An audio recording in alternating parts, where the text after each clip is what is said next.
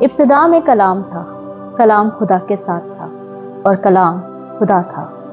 وہی ابتدا میں خدا کے ساتھ تھا، اور وہ کلام مجسم ہوا اور ہمارے درمیان آیا، اور ہم نے اس کا ایسا جلال دیکھا جیسا باپ کے اکلوتے کا جلال۔ مسیح تو ازل ہی سے موجود ہے۔ جب اس دنیا میں تخلیق کا کام ہوا تو خدا موجود تھا، یسوع موجود تھا، لیکن اس کے اس دنیا میں آنے کا مقصد ہمیں ہمارے گناہوں سے نجات دینا، اور وہ مقصد خدا نے نبیوں کے وسیلے بارہا بیان کیا، بتایا کہ مسیح آئے گا۔ تو آئیے آج ہم چل کر دیکھتے ہیں کہ مسیح کی آمد کے بارے میں پرانے عہد نامے میں کہاں کہاں اس کے بارے میں پیشن گوئیاں کی گئی، اور یہ بھی دیکھیں گے کہ نئے عہد نامے میں وہ پیشن گوئیاں مسیح میں کیسے پوری ہوتی ہیں۔ پیدائش 3:15 میں لکھا ہے، اور میں تیرے اور عورت کے درمیان اور تیری نسل اور عورت کی نسل کے درمیان عداوت ڈالوں گا، وہ تیرے سر کو کچلے گا اور تو اس کی ایڑی پر کاٹے گا۔ پیدائش 22 باب اور اس کی 8 آیت۔ ابراہیم نے کہا، اے میرے بیٹے، خدا آپ ہی اپنے واسطے سخنی قربانی کے لیے برہ مہیا کرے گا۔ جب ہم یوحنا کی انجیل اس کا پہلا باب اس کی 29ویں آیت دیکھتے ہیں تو اس میں یوحنا بپتسمہ دینے والا یسوع مسیح کو برہ کہہ کر پکارتا ہے۔ اسی برے کی بات کی جا رہی ہے جس برے کے بارے میں ابراہیم نے ذکر کیا ہے۔ تو آئیں ہم پڑھتے ہیں یوحنا کی انجیل اس کا پہلا باب اس کی 29 آیت۔ دوسرے دن اس نے یسوع مسیح کو اپنی طرف آتے دیکھ کر کہا، دیکھو یہ خدا کا برہ ہے جو دنیا کا گناہ اٹھا لے جاتا ہے۔ یسایہ نبی کی کتاب اس کا 7 باب اور اس کی 14 آیت۔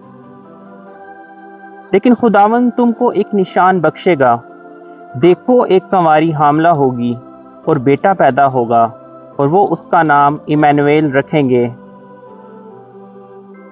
اور اس نبوت کو ہم پورا ہوتا ہوا دیکھتے ہیں متی کی انجیل اس کے پہلے باب اس کی 23ویں آیت میں، جس میں مریم جس کی منگنی یوسف سے ہو چکی تھی، ابھی شادی نہیں ہوئی تھی، جس کا مطلب ہے کہ وہ ابھی تک کنواری تھی، اور اس سے یسوع مسیح کی پیدائش ہوئی۔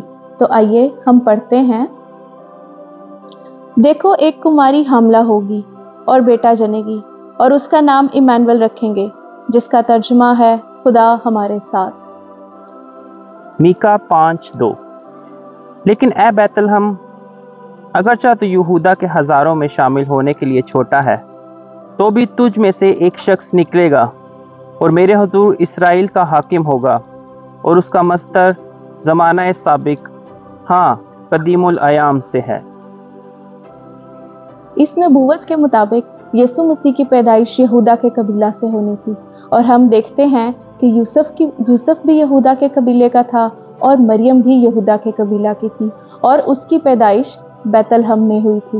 اور جب ہیرودیس نے فقی فریسیوں سے اور سردار کاہنوں سے پوچھا کہ یسوع مسیح کی پیدائش کہاں ہونی چاہیے، تو انہوں نے اسی حوالہ، اسی نبوت کا ذکر کیا جو کہ متی کی انجیل اس کے 2 باب اس کی 6 آیت میں ہمیں ملتی ہے، جس میں لکھا ہے، اے بیت لحم یہودا کے علاقے، تو یہودا کے حاکموں میں ہرگز سب سے چھوٹا نہیں، کیونکہ تجھ میں سے ایک سردار نکلے گا جو میری امت اسرائیل کی گنبانی کرے گا۔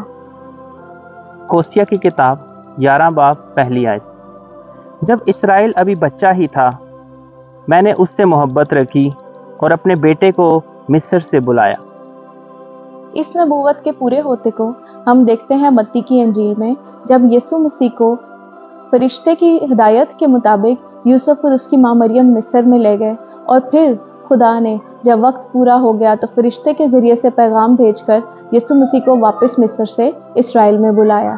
تو ہم پڑھتے ہیں متی کی انجیل اس کا 2 باب اس کی 13ویں آیت۔ جب وہ روانہ ہو گئے تو دیکھو خداوند کے فرشتہ نے یوسف کو خواب میں دکھائی دے کر کہا، اٹھ، بچے اور اس کی ماں کو ساتھ لے کر مصر کو بھاگ جا، اور جب تک میں تجھ سے نہ کہوں وہیں رہنا، کیونکہ ہیرودیس اس بچے کو تلاش کرنے کو ہے تاکہ اسے ہلاک کرے۔ یرمیہ 31 باب اور اس کی 15 آیت۔ خداوند یوں فرماتا ہے کہ راما میں ایک آواز سنائی دی، نوحہ اور زار زار رونا، راخل اپنے بچوں کو رو رہی ہے، وہ اپنے بچوں کی بابت تسلی پذیر نہیں ہوتی کیونکہ وہ نہیں ہے۔ اس نبوت کو ہم دیکھتے ہیں متی کی انجیل اس کے دوسرے باب اس کی 16ویں آیت میں، جہاں پر ہیرودیس نے یہ حکم دے کر 2 سال اور اس سے کم بچوں کو مروا دیا۔ تو آئیں پڑھتے ہیں۔ جب ہیرودیس نے دیکھا کہ مجوسیوں نے میرے ساتھ ہنسی کی تو وہ نہایت غصے ہوا اور آدمی بھیج کر بیت لحم اور اس کی سب سرحدوں کے اندر ان سب لڑکوں کو قتل کروا دیا جو 2 برس یا اس سے چھوٹے تھے، اس وقت کے حساب سے جو اس نے مجوسیوں سے تحقیق کی تھی۔ مسیح کا اس دنیا میں آنے کا مقصد تو پیدائش 3:15 میں ہی خدا نے واضح کر دیا کہ وہ آئے گا، اور یہودی مسیح کی آمد کے انتظار میں تھے۔ وہ اس انتظار میں تھے کہ مسیحا کب آئے گا، لیکن وہ ایک نئے نظریے کے ساتھ مسیح کی آمد کا انتظار کر رہے تھے۔ لوگ اس دنیا میں پیدا ہوتے ہیں جینے کے لیے، زندہ رہنے کے لیے، مگر وہ اس دنیا میں اس لیے آیا تاکہ ہماری خاطر جان دے سکے، تاکہ ہم آئندہ کو زندہ رہ سکے۔ اس لیے اس وقت کو ضائع مت کریں، بلکہ خوشیوں کے ساتھ، شکر گزاری کے ساتھ، دوسروں میں محبت بانٹ کر اس دن کو منائیں، شکر گزاری کریں، کیونکہ یہ دن عام نہیں، بہت بڑا دن ہے۔ جو کام کوئی نہ کر سکا، کوئی انسان نہ کر سکا، مسیح نے آ کر وہ ہمارے لیے کر دیا۔ اور یوحنا 3:16 میں لکھا ہے کہ خدا نے دنیا سے ایسی محبت رکھی کہ اس نے اپنا اکلوتا بیٹا بخش دیا، تاکہ جو کوئی اس پر ایمان لائے ہلاک نہ ہو بلکہ ہمیشہ کی زندگی پائے۔ اس لیے آج میں آپ کو بتانا چاہتی ہوں، خدا آپ سے محبت کرتا ہے۔ کرسمس اس بات کا اظہار ہے کہ خدا نے آپ سے محبت کی۔ تو اس کرسمس کو منانے کا مقصد بھی ہمارا یہی ہے کہ ہم بھی خوشیاں بانٹیں، ہم بھی گفٹس دیں۔ جیسے خدا نے سب سے بڑا گفٹ اس دنیا کو بخش دیا، اس نے اپنا اکلوتا بیٹا بخش دیا جو سب سے قیمتی، سب سے پریشیس تھا، وہی اس نے ہمارے واسطے دے دیا۔ آج اس پر ایمان لانے کے وسیلہ سے ہم ہمیشہ کی زندگی میں داخل ہو گئے ہیں۔ میری طرف سے اور آزاد ہو کی ساری ٹیم کی طرف سے آپ سب کو ہیپی کرسمس۔